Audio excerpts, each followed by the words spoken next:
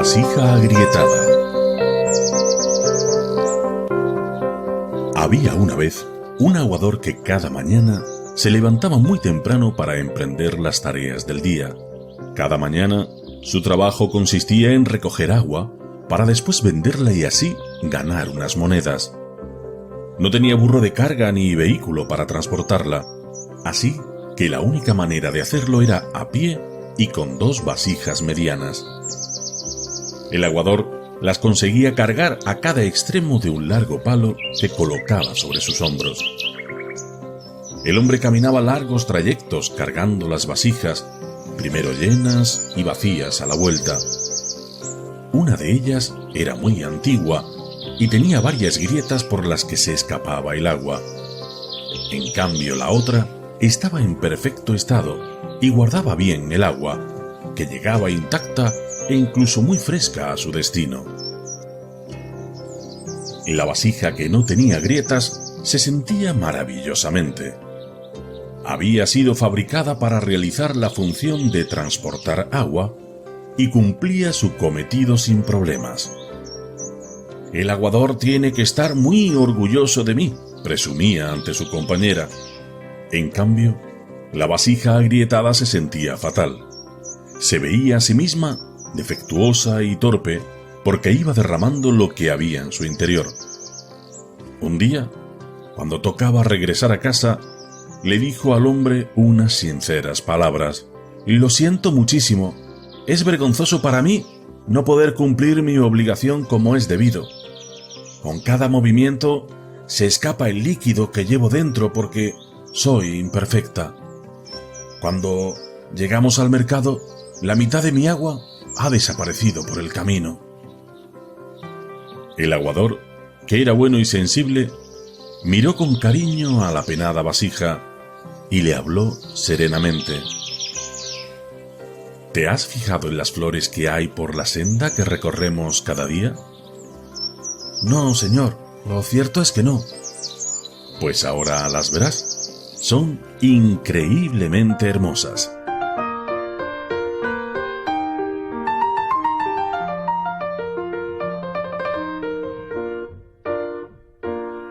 Así, emprendieron la vuelta al hogar y la vasija, bajando la mirada, vio como los pétalos de cientos de flores de todos los colores se iban abriendo a su paso. «Ahí las tienes. Son una preciosidad, ¿verdad? Quiero que sepas que estas hermosas flores están ahí gracias a ti». «¿A mí, señor?» La vasija le miró con incredulidad. No entendía nada y solo sentía pena por su dueño y por ella misma. «Sí, fíjate bien. Las flores solo están a tu lado del camino. Siempre he sabido que no eras perfecta y que el agua se escurría por tus grietas, así que planté semillas por debajo de donde tú pasabas cada día para que las fueras regando durante el trayecto. Aunque no te hayas dado cuenta, todo este tiempo has hecho un trabajo maravilloso y has conseguido crear mucha belleza a tu alrededor. Todas las personas que han pasado por aquí han podido disfrutar de la hermosura que tú has creado». Además, el aguador siguió diciéndole: «Gracias por ser como eres. Si no hubiese sido tú de esta manera, no podríamos haber creado tanta vida. Así que no te avergüences de ser así. Acéptate tal y como tú eres. Tú y tus imperfecciones te hacen ser única y espléndida. Mira siempre el lado positivo de tus imperfecciones, y de ellas brotarán la creatividad y la belleza de lo diferente».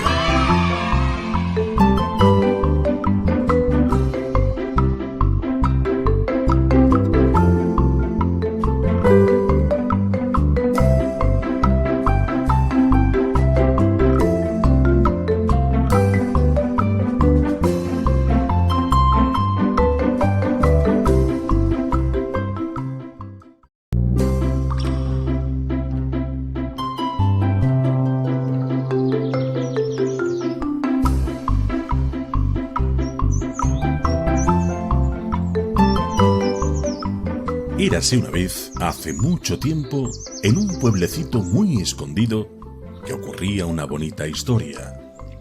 Un rey colocó una gran piedra obstaculizando un camino que era muy transitado, pues era el que daba entrada al pueblo. El rey, tras colocar la gran piedra, se escondió para comprobar cuál era la reacción de los vecinos del pueblo y miró para ver si alguno de ellos quitaba esa roca. Algunos de los comerciantes y vecinos más adinerados del pueblo pasaban por allí, pero tal y como llegaban, rodeaban la piedra sin hacerle caso. Ni siquiera se paraban a pensar lo que estorbaba o perjudicaba a otros vecinos un obstáculo tan grande en mitad del camino. Además de no quitar la piedra, muchos de ellos criticaron y culparon al rey ruidosamente de no mantener los caminos despejados, de tenerlos sucios. Murmuraban y conspiraban, además quejándose, pero ninguno hacía nada para sacar la piedra del camino. Horas más tarde, llegó una campesina que llevaba un carro de verduras. Venía cansada de su ardua labor. Al aproximarse a la roca, la campesina paró y comprobó que, rodeando la piedra con algo de dificultad, su carro podría pasar también por allí. Pero decidió intentar mover la roca a un lado del camino para que así no molestase a ninguno de sus vecinos. Después de mucho esfuerzo empujando, lo logró. Consiguió mover la piedra hasta el lateral, despejando todo el camino. Mientras recogía su carga de vegetales, notó que debajo de donde estaba la piedra en un principio, había una cartera en el suelo, justo donde había estado la roca. Se acercó a comprobar qué había dentro y su sorpresa fue que encontró muchas monedas de oro. Además, había una nota que había escrito el mismísimo rey, agradeciendo todo el esfuerzo a quien quitara la roca del camino, e indicando que todo el oro de la cartera era para la persona que había dedicado su tiempo y su trabajo a quitar la piedra del camino en beneficio de sus vecinos. Unos cuantos vecinos que pasaban por allí se quedaron sorprendidos, pero la campesina sonreía porque ya sabía lo que otros nunca habían entendido. Cada piedra que nos encontramos en el camino presenta una oportunidad, y para lograr avanzar tenemos que afrontar los retos que nos impone la vida. Que cada obstáculo nos hace más fuerte y no debemos de rodearlos para no enfrentarnos a ellos. Tenemos que hacer trabajos que beneficien a la sociedad, porque finalmente ellos también redundarán en nosotros mismos. Si todos hacemos cosas sin esperar una recompensa, la vida sabrá devolvértelas, y que es bueno tropezar de vez en cuando para levantarse y aprender a ser el dueño de tu propio destino.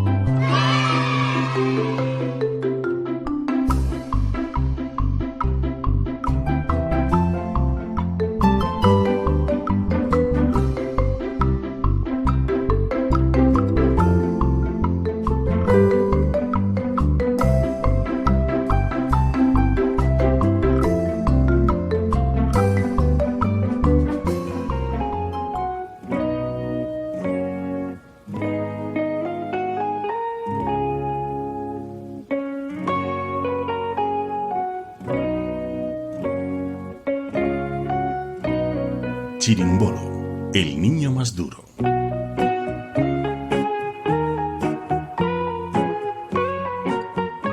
Sancho era el tipo duro del colegio, porque también su papá era un tipo muy duro. Si alguien se atrevía a desobedecerle, se llevaba una buena. Hasta que llegó Chirimbolo.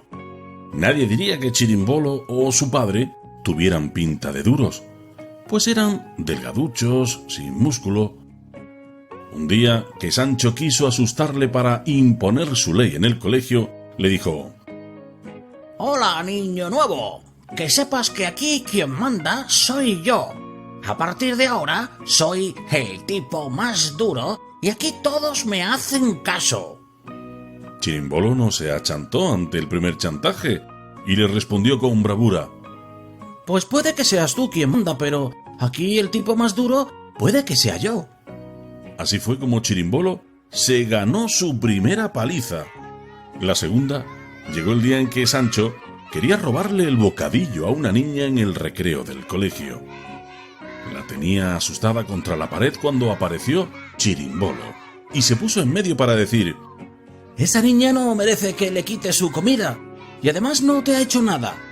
Y que sepas además que es amiga del tipo más duro del colegio, que soy yo, y no te va a dar su bocadillo». Sin pensárselo dos veces, Sancho le dio un montón de golpes a Chirimbolo por haberse puesto a defender a la niña.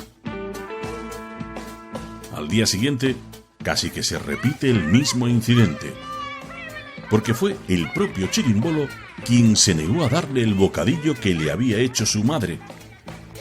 Sancho, enojado, le otorgó la tercera paliza al delgadito Chirimbolo.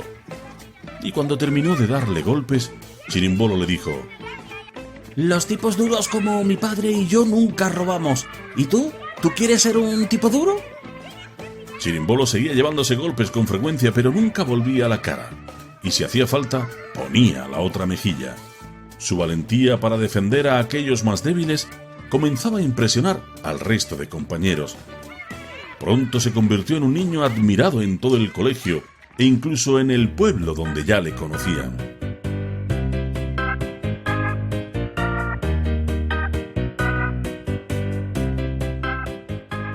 Comenzó a ir siempre acompañado de muchos amigos, de forma que Sancho cada vez tenía menos oportunidades de pegar a Chirimbolo o a otros niños, y cada vez menos niños tenían miedo de Sancho. Así que fueron apareciendo nuevos niños y niñas valientes que copiaban la actitud de Chirimbolo y el patio del recreo se convertía en un lugar mejor. Un día, a la salida del colegio, el gigantesco papá de Sancho le preguntó quién era Chirimbolo. Se acercó a él y le dijo: «¿Y este delgaducho es el tipo duro que hace que ya no seas quien manda aquí en el patio? ¡Tú eres un inútil! Te voy a dar yo a ti para que te enteres de lo que es un tipo duro». No era la primera vez que Sancho iba a recibir una paliza, pero sí la primera vez que estaba por allí el papá de Chirimbolo para impedirla.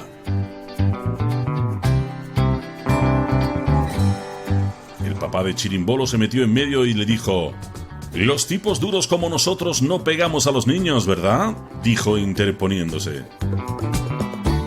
El papá de Sancho pensó en atizarle también, pero observó que aquel hombrecillo delgado estaba tan seguro de lo que decía que dudó bastante. En un momento, varias familias que estaban allí cerca se habían puesto a su lado. Así que se lo pensó dos veces. Pensó: «Después de todo, tiene razón. No parece que pegar a los niños o a las personas más débiles fuera propio de tipos duros». Fue entonces cuando el papá de Sancho comprendió por qué Chirimbolo decía que su padre era un tipo duro, porque estaba dispuesto a aguantar con valentía todo lo malo que le pudiera ocurrir por defender lo que era correcto. Así que él también quería ser un tipo duro, de modo que aquel día estuvieron charlando toda la tarde y se despidieron como amigos, habiendo aprendido que los tipos duros lo son sobre todo por dentro, porque de ahí surge su fuerza para aguantar y luchar contra las injusticias. Y así, gracias a un chico que no parecía muy duro, Sancho y su papá y muchos otros terminaron por llenar el colegio de tipos duros, pero de los de verdad, no de los que se aprovechan de los débiles o de las injusticias, sino de esos que son capaces de aguantar lo que sea para defender lo que está bien.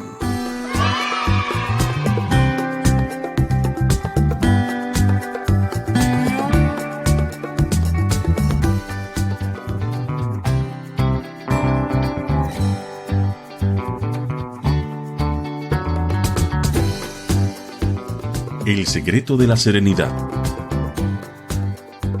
Hace mucho, mucho tiempo, en una aldea cercana a los escarpados Cárpatos, vivía un granjero de nombre Marek. Marek era un hombre encantador, con don de gentes. Le encantaba ser amable, ayudar a todo el mundo, gastar bromas, incluso mejorar el ánimo de todos sus vecinos. A Marek le gustaba hacer reír a los demás y se sentía muy feliz con la felicidad de otros. Sin duda, era un hombre de gran corazón. Pero Marek no era perfecto, tenía un gran defecto. Cuando se enfadaba, no conseguía controlar su ira. Se ponía muy furioso y no era capaz de razonar. Y esto, a pesar de todas sus virtudes, le ocasionaba muchos problemas con los demás, que estaban ya un poco cansados de tener que aguantar las explosiones de ira de su vecino.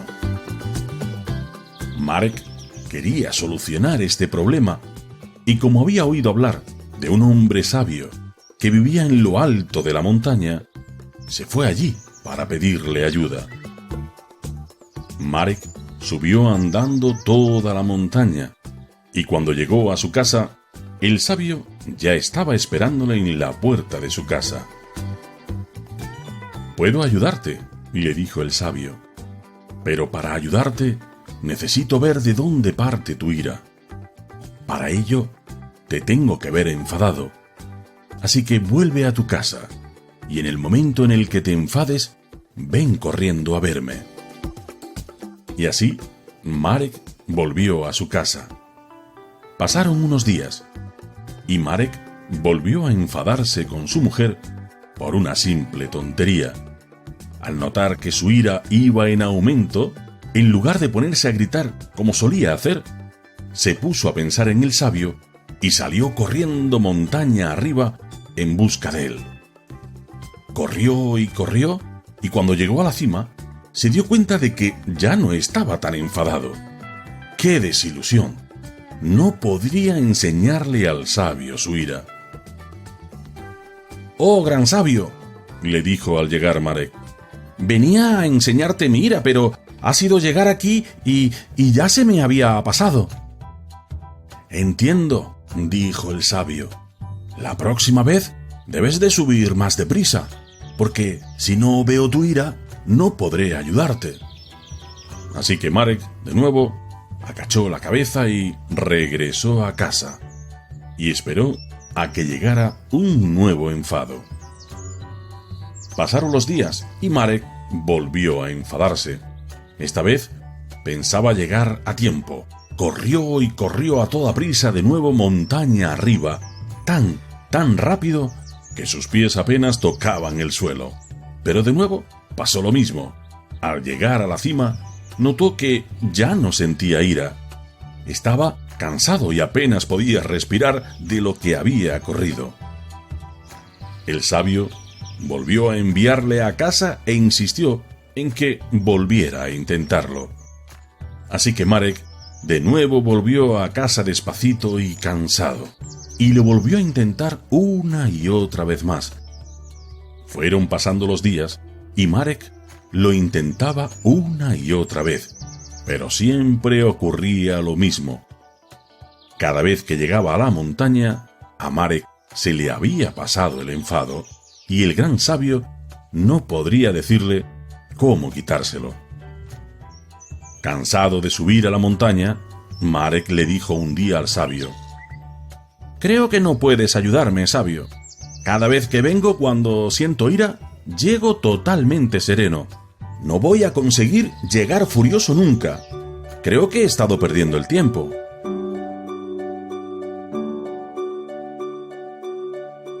«No lo creas», respondió el sabio. «Cada vez que venías corriendo, tu furia se disipó. Desde que haces esto, ya no gritas a nadie y consigues dominar a tu ira hasta que desaparece. Ahí tienes la solución a tu problema. Cada vez que te sientas furioso, corre todo lo que puedas hasta que tu ira se aleje y halles la serenidad. Tú mismo has encontrado el camino para dominar la ira, dejando pasar la tempestad. Solo has tenido que distraerte con otra tarea para que desapareciera. Esta vez lo has hecho corriendo, pero podrías lograrlo de 1000 maneras diferentes.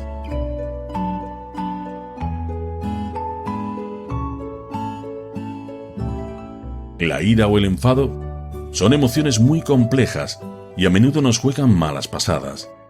Debemos de aprender a conseguir la serenidad en medio de una tempestad de ira y controlar el enfado para transformarlo y no para dañar a nadie. Todos podemos conseguirlo solo con dejar pasar un tiempo y distraernos con otras cosas. Seguro que después vemos el problema con mucha más perspectiva y no nos enfadamos tanto. Así, Marek se dio cuenta entonces de que el sabio le había estado ayudando todo el tiempo. Y a partir de entonces, el joven consiguió manejar sus enfados y Marek y todos los vecinos del pueblo fueron mucho más felices.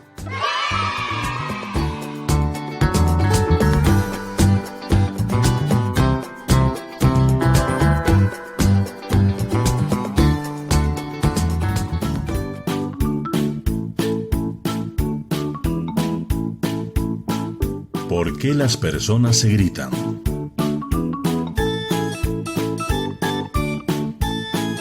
Érase una vez, en un colegio, un día cualquiera, y en un pueblecito muy cercano, que ocurrió nuestra historia. La mañana se presentaba alegre y agitada para todos los niños de este colegio, que jugaban durante el recreo tras unas primeras horas de clase bastante cansinas. Mientras unos aprovechaban para desayunar, otros jugaban al pilla-pilla o a la pelota y también al escondite. Algunos aprovechaban con su máquina de videojuegos y otros hacían agujeros en el suelo para jugar a las canicas. Sin duda, eso era lo normal, como en cualquier otro colegio. Pero justo antes de que la sirena pitase el final del recreo, 2 alumnos se habían ensalzado en una disputa sin igual. No paraban de gritarse y de acusarse mutuamente por tonterías. Su pelea era enérgica y desproporcionada, tanto que las voces se escucharon desde la sala de profesores e hizo que la maestra saliese rápidamente al patio para regañarles. Cuando ya estaban en clase, algo más calmados, la maestra preguntó a sus alumnos: ¿por qué las personas se gritan unas a otras cuando están enojadas? Los niños de la clase pensaron durante unos momentos. «Porque pierden la calma», dijo uno de ellos. «Porque están furiosos», dijo otro. «Pero, ¿por qué gritar cuando la otra persona está a tu lado?», preguntó la maestra. «¿Por qué no hablarle en voz baja? ¿Por qué se grita a una persona cuando estás enfadado?». Los alumnos dieron algunas otras respuestas, pero ninguna de ellas satisfacía a la maestra. Finalmente, ella explicó: cuando 2 personas están enojadas, sus corazones se alejan mucho. Para cubrir esa distancia, deben de gritar y gritar para intentar escucharse. Así, cuanto más enojados estén, más fuerte tendrán que gritar para escucharse unos a otros y así intentar atravesar esa gran distancia. Los pequeños se quedaron reflexionando. Y luego, la maestra preguntó: ¿y os habéis fijado qué ocurre cuando 2 personas se enamoran? Ellos no se gritan, ¿verdad?, sino que se hablan suavemente. ¿Por qué? Pues es muy fácil, porque sus corazones están muy cerca. La distancia entre ellos es muy pequeña. La maestra continuó con su enseñanza. Y así, cuando se enamoran aún más, ¿qué sucede? No hablan, solo susurran y se acercan aún más por el amor que se tienen. Finalmente, no necesitan ni siquiera susurrar. Con solo una mirada es suficiente para entenderse. Esto es lo que sucede cuando dos personas que se aman están muy cerca. Por último, la maestra dijo: cuando discutáis, no dejéis que vuestros corazones se alejen. No digáis palabras que os distancien más, ni eleves la voz. Escucha lo que tiene que decir la otra persona y razona sus argumentos. No grites e intentes tapar con tu voz sus razonamientos, porque llegará un día en que la distancia sea tan grande que no encontraréis de nuevo el camino de regreso.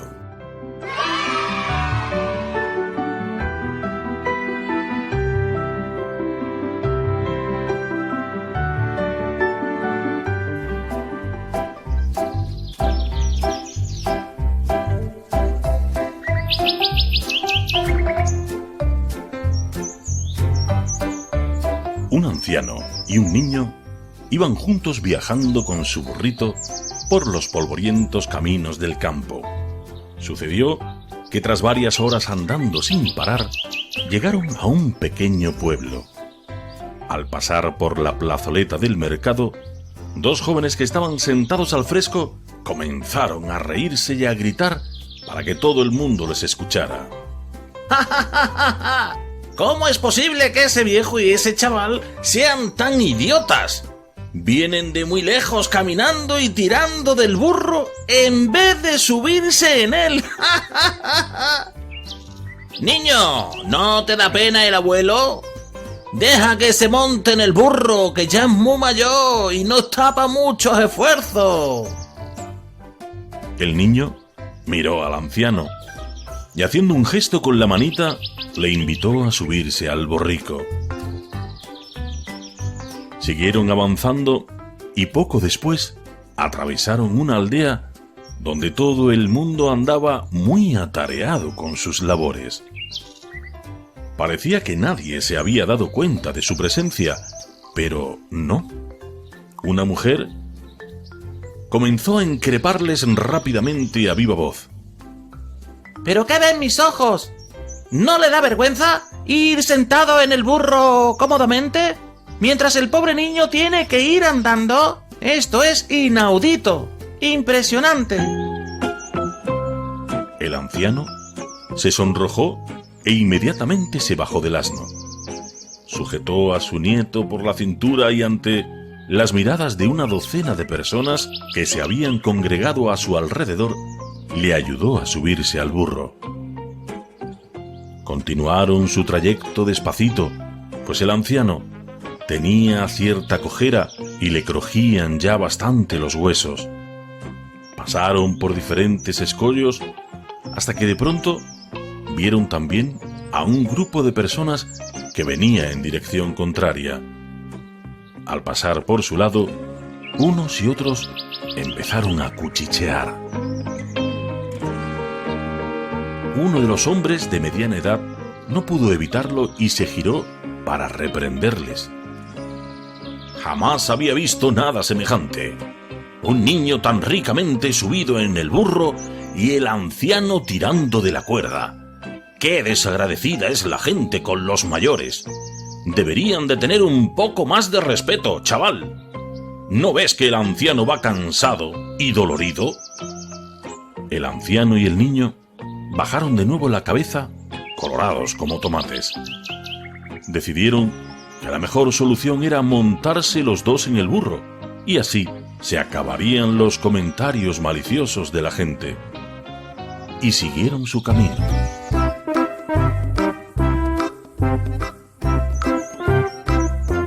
Pero no pasó demasiado tiempo cuando, al atravesar un campo de patatas, donde los campesinos se afanaban por recoger la cosecha, oyeron la voz ronca de un tipo que les miraba indignado. «No me lo puedo creer. Fijaos en esos dos. Con lo que pesan, y los dos en lo alto del burro. Lo van a reventar. ¿No os parece injusto tratar así a un animal? Los pobres ya no sabían qué hacer. Hartos de tanta burla, pararon unos minutos a deliberar y finalmente optaron por cargar al burro en un pequeño carro.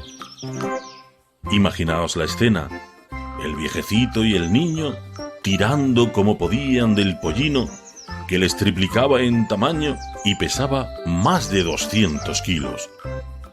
Con mucho esfuerzo y envueltos en sudor, consiguieron llegar a la siguiente población que encontraron a su paso. Solo pensaban en comer y en beber algo, así de agotados estaban. Pero una vez más, al pasar por delante de la taberna, oyeron risotadas y una voz que resonaba por encima de las demás. Desde luego, hay que ser tontos. Esos dos tienen un burro y en vez de subirse en él, son ellos quienes van cargados como si fueran animales de carga. Desde luego, ese asno ha nacido con suerte. ¡Qué tontos! Y se formó tal alboroto en torno a ellos que el pobre burro se asustó y echó a correr hasta que desapareció para siempre. El abuelo y el niño se sentaron en el suelo desconsolados. Comprendieron que había sido un gran error intentar quedar bien con todos. Fueron juzgados injustamente y encima su fiel burrito había escapado. Sin duda, esta preciosa fábula nos enseña que en la vida es imposible agradar a todo el mundo. Hagas lo que hagas, siempre estarás expuesto a ser criticado por unos y otros. Así que piensa y reflexiona siempre sobre las cosas y después haz lo que te dicte el corazón y el pensamiento. Siempre sé tú mismo.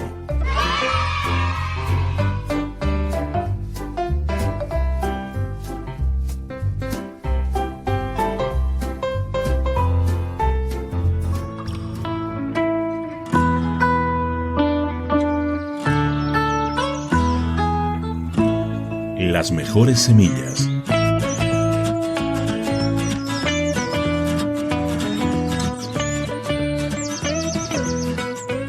En un pueblo muy pequeñito, de un lugar muy concreto, donde los campos brillaban al amanecer y los campesinos se afanaban en su trabajo buscando siempre la mejor recolección, ocurría nuestra singular historia.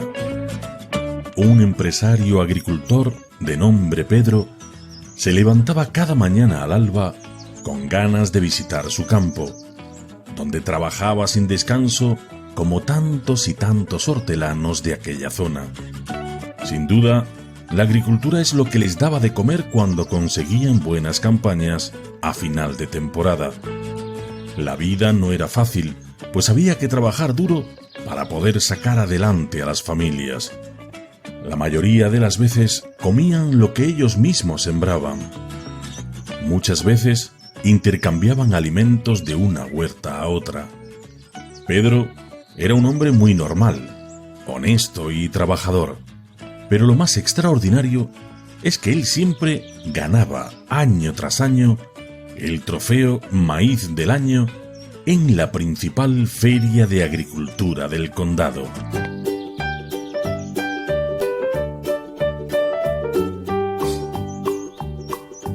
Allí solían reunirse todos los mejores agricultores de los pueblecitos de al lado. Pedro entraba con su maíz en la feria y salía con el flamante trofeo siempre vencedor. Y es que su maíz era cada vez mejor. En el último año, tras conseguir una vez más su primer premio y a la salida del evento, Pedro regresaba ya a casa con total normalidad, sin aspavientos ni euforias, simplemente con la satisfacción del deber cumplido.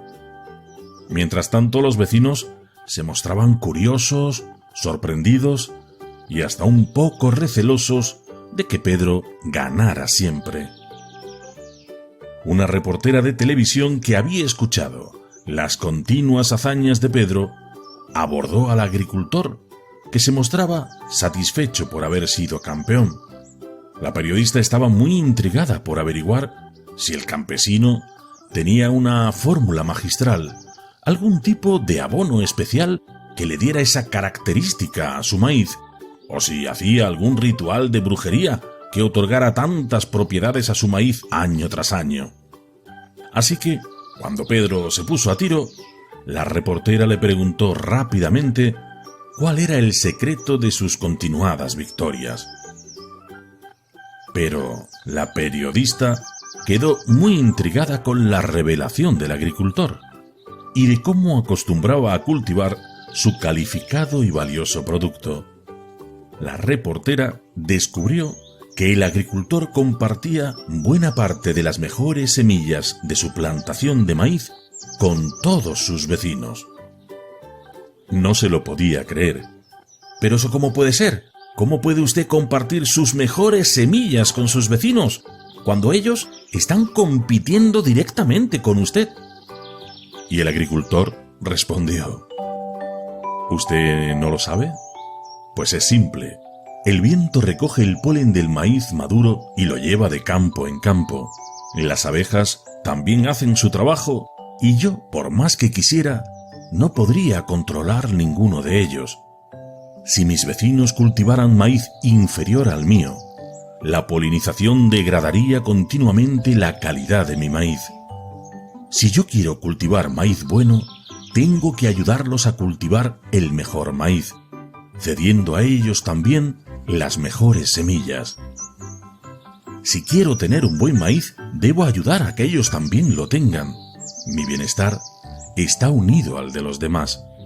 Si lucho por mi felicidad, debo luchar por la de todos. Así que, los que queramos vivir de manera significativa, debemos de ayudar a enriquecer las vidas de los demás, porque el valor de una vida se mide por las vidas que mejoramos. Para vivir en paz y armonía, nos debemos al poder de la colectividad. Dependemos los unos de los otros.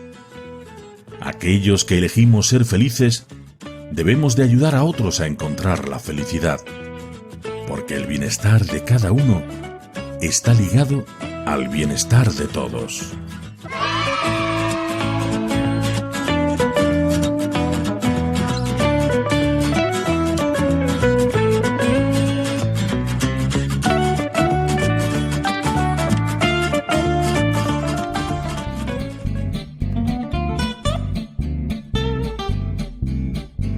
El lápiz y el abuelo.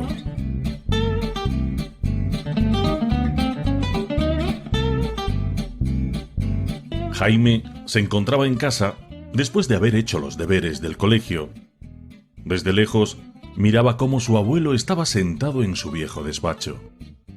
Era un despacho lleno de librerías y a su vez de muchos libros. También su mesa estaba cargada de papeles, un ordenador, teléfono y algún que otro libro desordenado. Allí era donde su abuelo se refugiaba para escribir sus cosas. Al lado, su sillón de siempre, cómodo y confortable, donde también el abuelo de Jaime, al final de la tarde, terminaba su trabajo leyendo libros. Esa noche, mientras miraba a su abuelo, vio cómo escribía algo en su pequeño y viejo cuaderno de notas. Ante la curiosidad que le había despertado, Jaime le preguntó: Hola, abuelo, ¿qué escribes? ¿Historias viejas del pasado para que no se te olviden? ¿O a lo mejor estás escribiendo sobre anécdotas que nos han pasado a los dos? ¿Sí? ¿Escribes algo de mí? El abuelo, con media sonrisa en la cara, apartó su labor por un momento, se giró complaciente y le dijo al chico: Pues sí, estoy escribiendo sobre ti, es cierto. Sin embargo, y aunque no pienses en ello, más importante que las palabras que escribo es el lápiz que estoy usando, ¿sabes? Sinceramente, me gustaría que tú fueses como él cuando crezcas. Jaime miró el lápiz muy intrigado y no vio nada de especial en él. Abuelo, pero si es igual a todos los lápices que he visto en mi vida. El abuelo le respondió: bueno, todo depende del modo en que mires las cosas.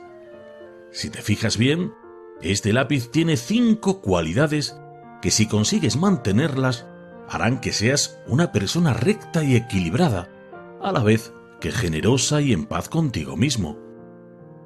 Pues no sé cómo, abuelo. Explícame por qué. Yo no veo nada, dijo Jaime. Mira, la primera cualidad es que puedes conseguir grandes cosas, pero no olvides nunca que es tu espíritu el que guiará tus pasos, tal como tú guías los trazos de tu lapicero. Si tienes un espíritu firme y generoso, firmes y generosos serán tus actos. La segunda de las cualidades es que, de vez en cuando, necesito dejar de escribir y usar el sacapuntas. Eso hace que el lápiz sufra un poco, pero al final estará más afilado. En la vida, debes de ser capaz de soportar en ocasiones algunas penas y dolores. Ellas afilarán tu personalidad y te harán mejor persona. La tercera es que el lápiz siempre permite que usemos una goma o borrador para suprimir aquello que no está bien. Por lo tanto, el lápiz entiende que corregir algo que hemos hecho no es necesariamente negativo, sino una acción importante para mantenernos en el buen camino. El niño seguía mirando atentamente la lección de su abuelo, escuchándolo con mucho interés. La cuarta sería que lo que realmente importa en el lápiz no es la madera ni su forma exterior, sino el grafito que hay dentro. Por tanto, debes de cuidar especialmente lo que sucede en tu interior. Ahí está tu esencia, tus valores y tus capacidades. Y finalmente, la quinta cualidad del lápiz. El lápiz siempre deja una marca, pues has de saber que del mismo modo todo lo que hagas en la vida dejará alguna huella en alguien. Así que intenta ser consciente de tus actos y de las consecuencias que tienen sobre los demás.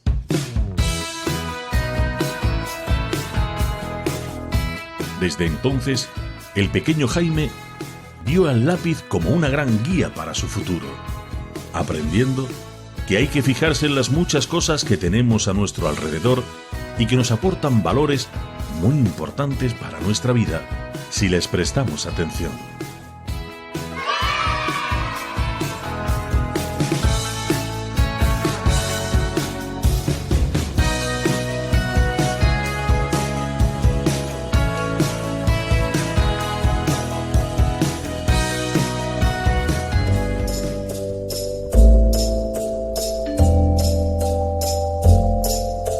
El eco.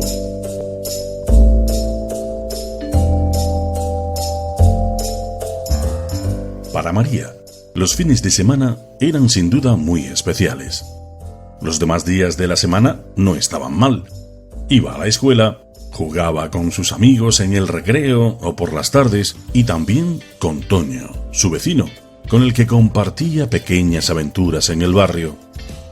Pero los fines de semana eran, como digo, muy especiales, sobre todo el sábado, porque si hacía buena temperatura, María se levantaba muy temprano y desayunaba casi al alba junto a su madre para luego salir de excursión en plena naturaleza.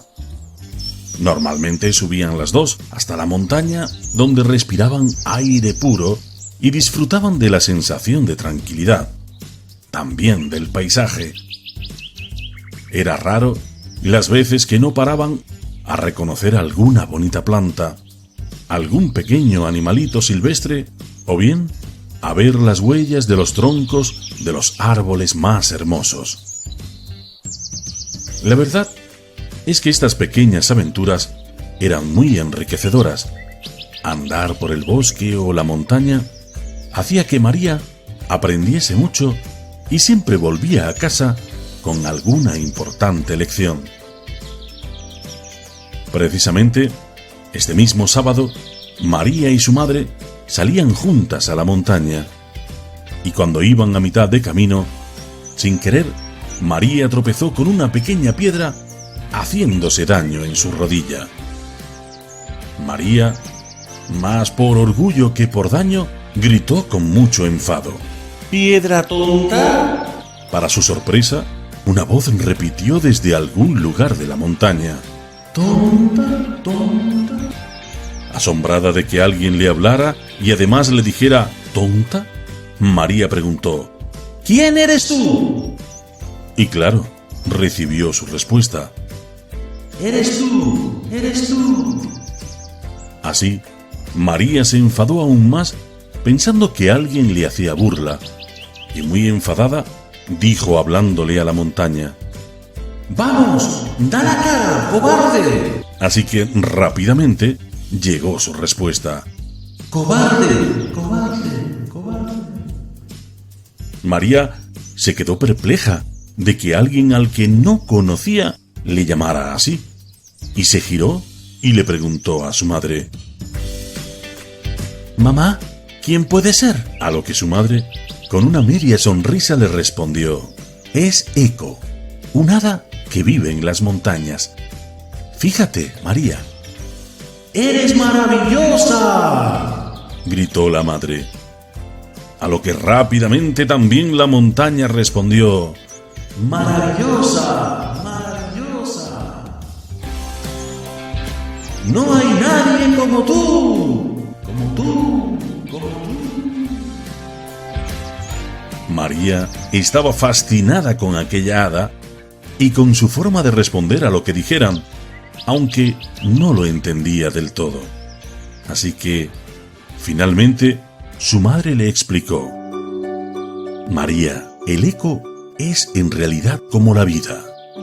Te devuelve todo lo que dices o haces, porque la vida es un reflejo de nuestras acciones. Si das amor, recibirás amor. Si te comportas con respeto, seguro que te tratan con respeto. Pero si es envidia o desprecio lo que ofreces a los demás, será eso precisamente lo que te devuelvan. Y aunque tropecemos con algunas injusticias de las que no seamos en absoluto responsables, una actitud positiva y una buena actitud con los demás nos fortalecerá y hará que todo mejore.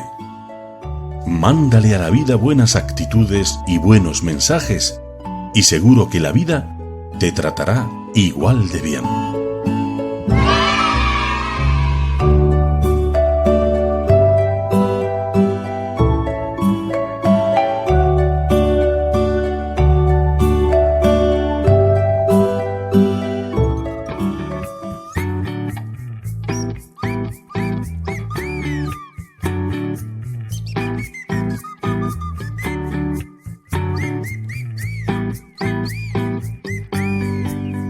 El niño que tenía muy mal genio. Había un niño que tenía muy mal genio y constantemente perdía la paciencia. Un día, su padre le dio una bolsa de clavos y le pidió que clavara uno en la puerta cada vez que perdiera la paciencia. El primer día, el muchacho clavó 40 clavos detrás de la puerta. A medida que pasaban los días, el niño aprendía a controlar cada vez más su mal genio. Descubría así que era más fácil controlar su rabia que clavar los clavos en la puerta. Llegó un día tal que no perdió la paciencia ni una sola vez. El padre le sugirió que cada día que lograra controlar su carácter, retirara un clavo de la puerta. Y así, como el niño aprendía a controlarse, iba quitando los clavos. Cuando ya no había más clavos, el niño fue corriendo a contárselo a su padre. Y éste le mostró la puerta y le dijo: «Has trabajado muy arduamente, hijo, pero mira todos esos hoyos en la puerta. Esta puerta ya nunca será la misma, porque Cada vez que pierdes la paciencia, dejas cicatrices en los demás, exactamente como estos agujeros de la puerta.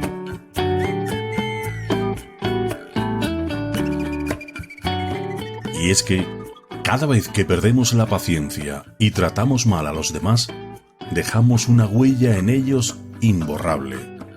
Por mucho que luego hagamos para pedir disculpas, la marca queda en esa persona. Así que debes de controlar tu mal genio y lo que haces cuando te invada. Intenta controlarte pensando en otra cosa e intenta distraerte con algo que te guste y deja pasar el tiempo. Verás como más tarde lo ves todo con mucha más calma. Poco a poco aprenderás a no enfadarte tanto y a estar mucho más feliz con la gente que te quiere.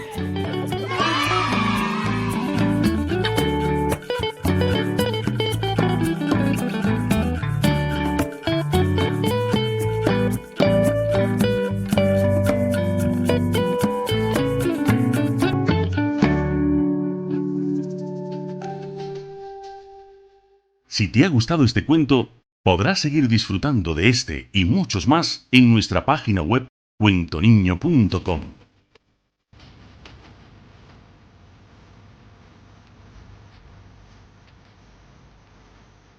En cuentoniño.com podrás seguir soñando y disfrutando con muchas más historias, tus personajes favoritos y los cuentos de siempre contados como nunca.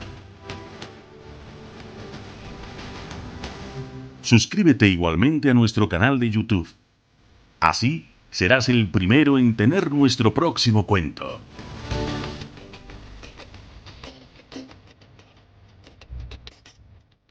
Gracias y felices sueños.